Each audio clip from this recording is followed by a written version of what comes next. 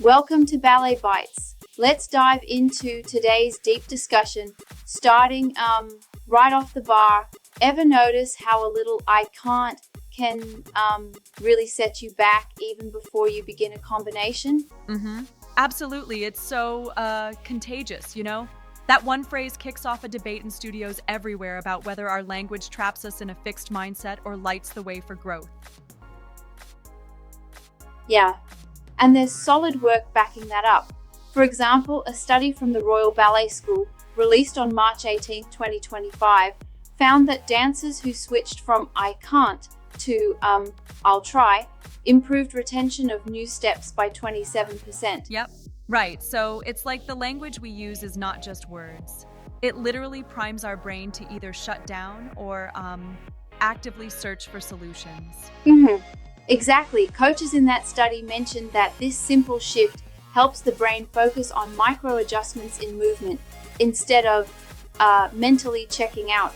It's almost like flipping a switch. Yeah, that switch is crucial. That sets the stage for our second hot topic, clock watching.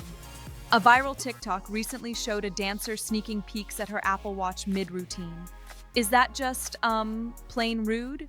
Or might it be a cry for help? A sign of burnout? Right, precisely.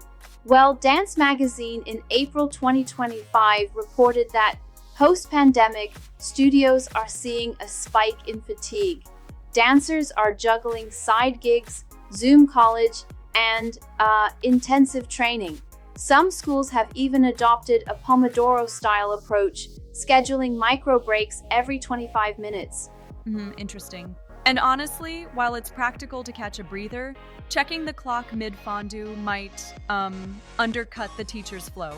What do you think? Exactly. I agree.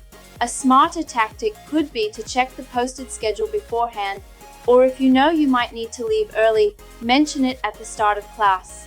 That way, you honor both the teachers and your own time. Yeah, that respects everyone's rhythm. Now, moving on, question 3 really challenges us.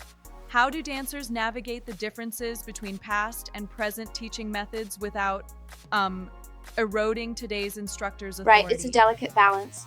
The key, as discussed, is to compare without complaining. An example is saying, "My last teacher had a spot earlier in our pirouette. Could we try that?"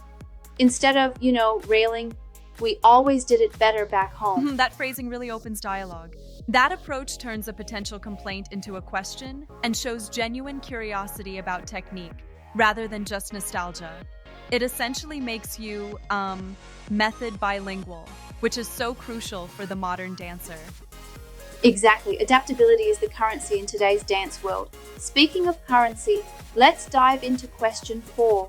Why does grumbling about casting or lineup placements poison the studio culture? It's almost like negativity just travels fast like frozen dust.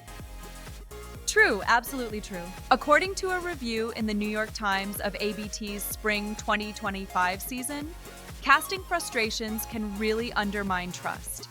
Instead of gossiping about politics or favorites, a coachable dancer asks something like, "What can I improve for next Channeling time?" disappointment into a growth plan, right? Exactly. And remember, casting decisions are like a jigsaw puzzle, a mix of height, narrative needs, costume availability, and so much more. Raw skill isn't the only piece of the puzzle. That makes perfect sense. Now, on to question 5. How can dancers transform vague protests like "I don't get it" into laser-focused questions that speed up learning? Great point. This really touches on effective communication. Think of it as like being a journalist. Instead of saying, "I don't get it," you ask, "Could you break down where my weight transfers during the glissade?" This way, the teacher knows exactly where to focus their coaching. Yeah, specifics really save time and clear up confusion. And a bonus hack mentioned was to echo back the correction. Like, "So, keep my ribs knitted during the cambray, right?"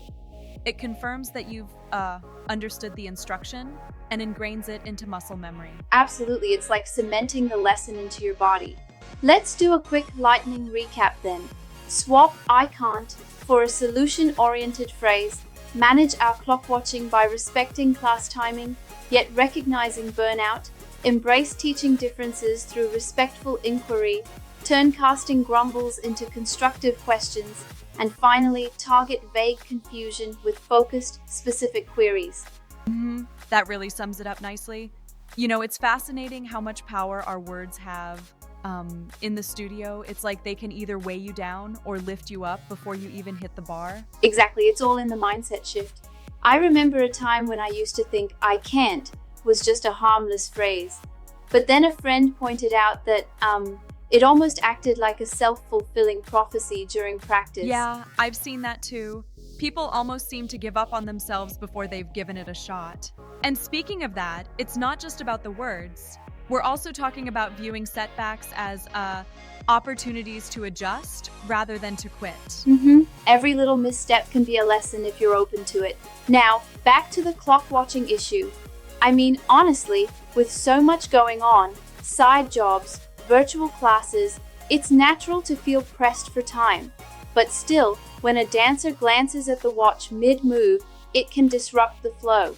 Yeah, and sometimes those involuntary glances can be a subtle cry for more structured rest. Exactly. Some studios have already taken steps. Scheduling micro breaks every 25 minutes really validates the need for quick rests and helps mitigate that anxious "when is class over" vibe.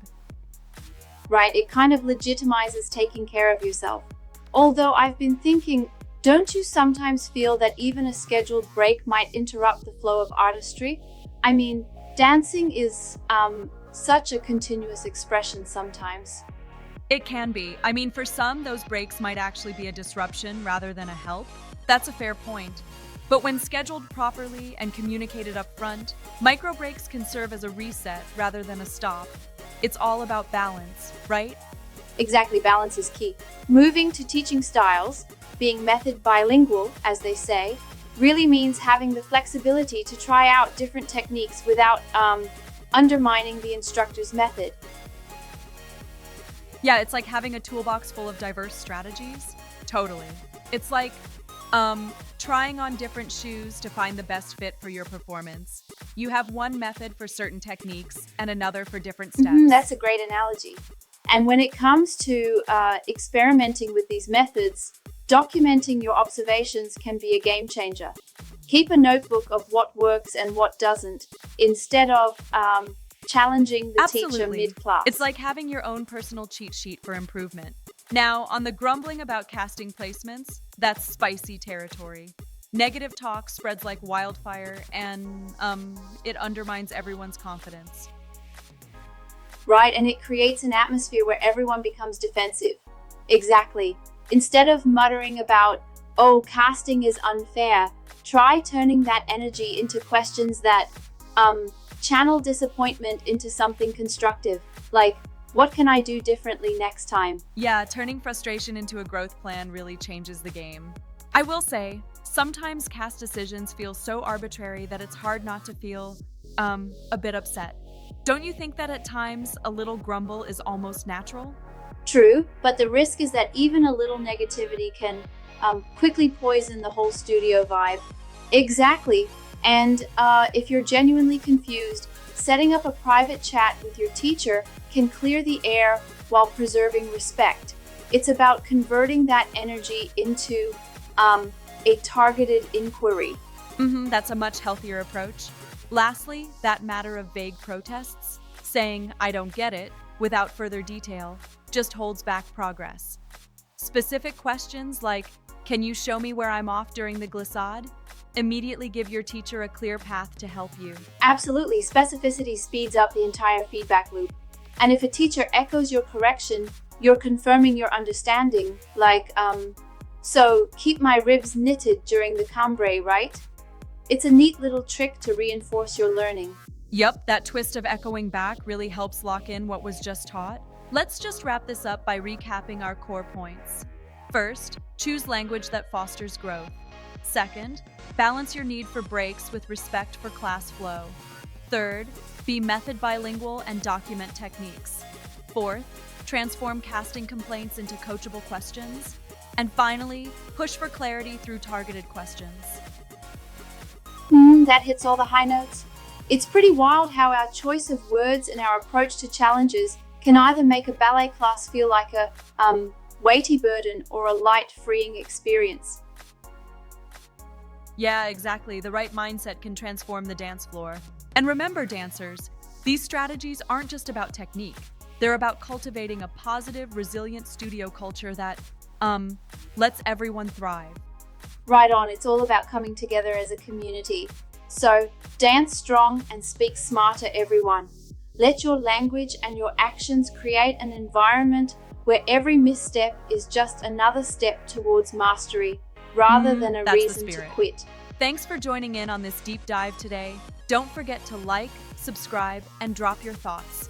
Whether they're cheers or challenges, every comment helps us all elevate our craft. See you next time for another 10-minute deep dive into the art of ballet.